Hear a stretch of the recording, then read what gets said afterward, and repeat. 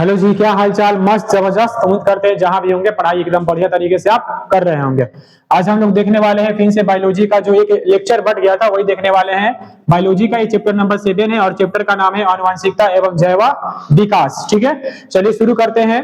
डार्विनवाद का सिद्धांत सबसे पहले इसमें हम लोग शुरू करने वाले हैं। क्या करने वाले हैं? डार्विनवाद का सिद्धांत। देखिएगा, इस थ्योरी को देने वाले वैज्ञानिक का क्या नाम था? तो इस थ्योरी को देने वाले वैज्ञानिक का नाम था डार्विन ने ही दिया था। क्या नाम था? डार्विन। तो पहला पॉइंट हम लोग का यही बनेगा कि इस थ्योरी को किसने दिया था? तो इस थ्योरी को डार्विन ने दिया था। किसने दिया था? डार्विन ने। डार्विन ने इसमें बताया था, डार्विन जो थे वह HMS जलयान, किसके जलयान पर? HMS नामक जलयान के बीगल स्थान पर पहुंचे। वहां पर एक द्वीप था, गैलापागोस द्वीप, वहीं पर वे पहुंचे और उन्होंने देखा कि जीवों के बीच में जो होता है काफी सारा अंतर पाया जाता है। क्या पाया जाता है जीवों के बीच में? तो जीवों के बीच में जो होता है काफी सारा अंतर पाया जाता है। ये दूसरा पॉइंट हुआ। आगे हम लोग देखने वाले हैं, इन्होंने बताया था कि जीवों के बीच में के जो जैव विकास होता है, क्या हो जाता है? जो जैव विकास होता है वो 5 चीजों पर निर्भर करता है। कितनी चीजों पर निर्भर करता है जी? 5 चीजों पर, जिसमें से 4 से 5 चीजों पर, जिसमें से पहला हमने देखा है ओवर पॉपुलेशन, और दूसरा देख लिया हमने limitation of food and water, और तीसरा हो गया आपका survival for food and water, और 4 नंबर में हो जाता है आपका सर्वाइवल फॉर फिटेस्ट हो जाता है। क्या हो जाता है? Survival for fittest, FITTEST। ये इतना ही थ्योरी है। यही जो होता है बताया था डार्विनवाद ने। क्या बताया था? डार्विनवाद ने। और इसके पहले हमने समजात अंग यानी कि होमोलोगस ऑर्गेन और विसमजात अंग यानी कि जो होता है असमजात अंग, वो सारे हमने देख लिया था। ठीक है, आगे हम लोग देखने वाले हैं आनुवांशिक विभिन्नता को प्रभावित करने वाले कारक। क्या देखने वाले हैं? आनुवांशिक विभिन्नता को प्रभावित करने वाले कारक देखने वाले हैं। तो नेक्स्ट हम लोग देखने वाले हैं, हेडिंग लगाइएगा आप लोग भी हमारे साथ साथ, आनुवांशिक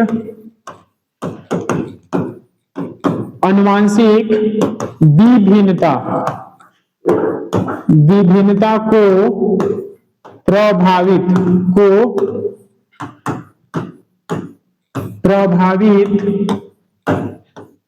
करने वाले कारक देखने वाले हैं। आनुवांशिक विभिन्नता को प्रभावित करने वाले कारक, इसका इंग्लिश में हो जाएगा इफेक्ट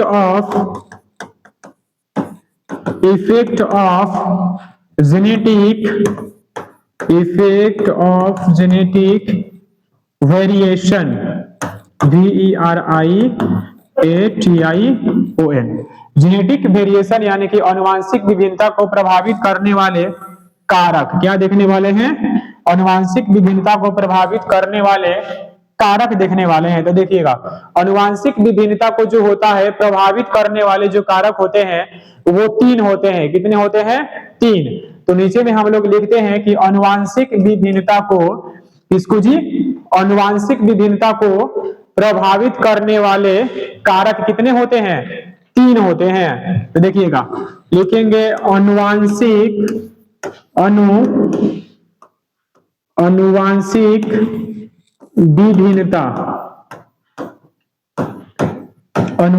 विभिन्नता को प्रभावित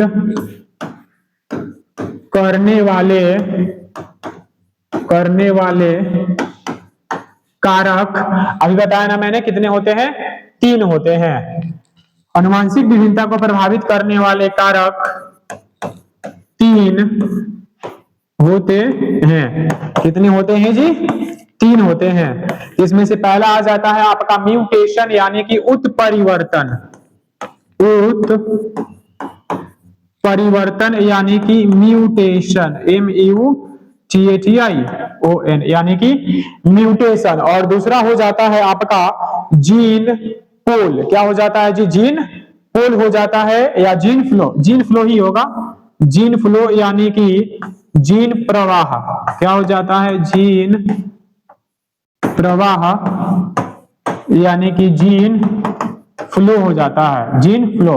तीसरा हो जाता है आपका यौन प्रजनन। क्या हो जाता है आपका? यौन प्रजनन हो जाता है तीसरा, यानी कि रिप्रोडक्शन, रिप्रोडक्शन हो जाता है तीसरा। अब इन तीनों को जो होता है हम लोग बारी बारी से देखेंगे। सबसे पहला हेडिंग लगाएंगे म्यूटेशन, यानी कि उत्परिवर्तन क्या होता है। तो आप लोग भी हेडिंग लगाइएगा म्यूटेशन, यानी कि उत्परिवर्तन। देखिएगा, उत्परिवर्तन कहने का मतलब क्या होता है, किसी भी जीव का जो डीएनए होता है, डीएनए उसके क्रम में अगर हेर फेर हो जाएगा, यानी कि परिवर्तन हो जाएगा, तो उसी ही परिवर्तन को हम लोग क्या बोलते हैं, उत्परिवर्तन कहते हैं। परिभाषा बनेगा किसी भी जीव के डीएनए अनुक्रम, यानी कि डीएनए के क्रम में होने वाले हेर फेर यानी कि परिवर्तन को ही क्या बोलते हैं, उत्परिवर्तन कहते हैं। तो लिखिएगा परिभाषा, किसी भी जीव के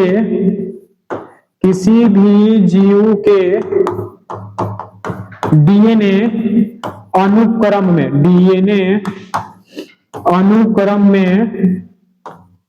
होने वाले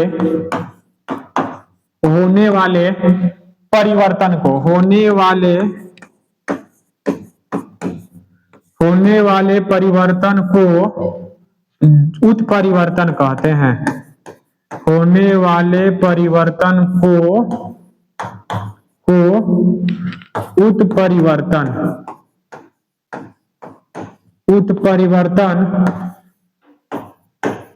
कहते हैं। किसी भी जीव का जो डीएनए क्रम है अगर उसमें परिवर्तन हो जाता है तो उसी परिवर्तन को क्या बोलते हैं हम लोग, म्यूटेशन, यानी कि उत्परिवर्तन कहते हैं। आगे हम लोग देखने वाले हैं जीन फ्लो, यानी कि जीन प्रवाह क्या होता है। जीन फ्लो यानी कि जीन प्रवाह क्या होता है। तो यहीं पर हम लोग छोटा सा हेडिंग लगा लेते हैं, जीन फ्लो यानी कि जीन प्रवाह क्या होता है। आप लोग भी हेडिंग लगाइएगा साथ में, जीन प्रवाह यानी कि जीन फ्लो क्या होता है। देखिएगा, जीन फ्लो कहने का मतलब क्या होता है, एक पीढ़ी से दूसरे पीढ़ी में जीन का स्थानांतरण ही क्या कहलाता है, जीन प्रवाह। देखो, जीन का मतलब तो आपका हो जाता है डीएनए होता है, यानी कि जेनेटिक मटेरियल, और प्रवाह का मतलब हो जाता है एक पीढ़ी से दूसरे पीढ़ी में जाना, यानी कि जीन प्रवाह, यानी कि जीन का एक पीढ़ी से दूसरे पीढ़ी में आदान प्रदान को ही क्या कहा जाता है, जीन प्रवाह यानी कि जीन फ्लो कहा जाता है। तो लिखेंगे, देखिएगा, जीन प्रवाह लिखेंगे, जीन का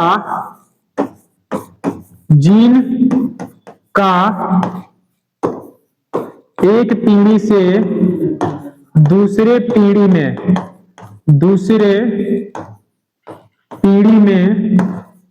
स्थानांतरण को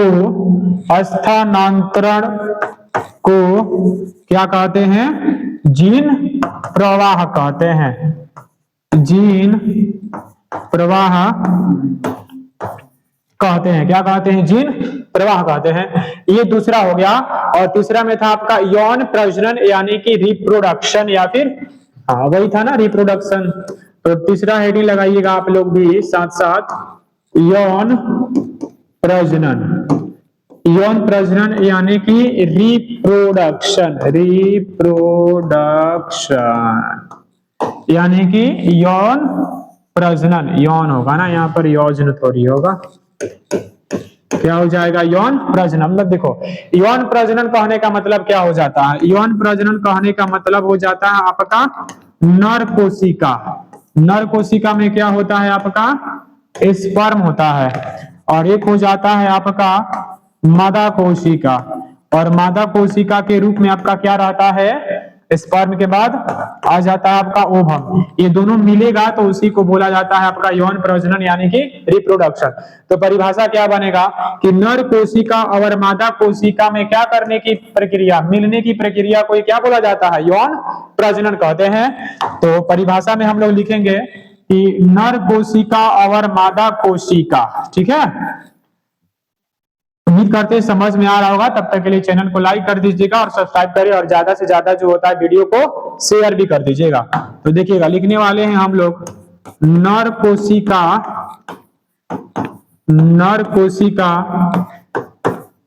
और मादा कोशिका, नर कोशिका और मादा कोशिका के मिलने की प्रक्रिया को क्या कहते हैं? यौन प्रजनन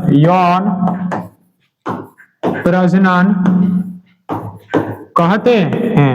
क्या कहते हैं जी? यौन प्रजनन कहते हैं।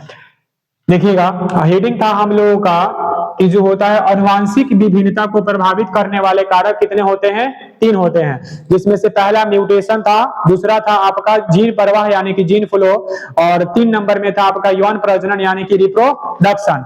तो जिसमें से पहला हमने हेडिंग किया था म्यूटेशन यानी कि उत्परिवर्तन, और उत्परिवर्तन कहने का मतलब क्या होता है? किसी भी जीव का जो डीएनए का क्रम होता है उसमें हेर फेर हो जाता है। क्या हो जाता है? हेर फेर हो जाता है, तो उसी को बोला जाता है आपका उत्परिवर्तन।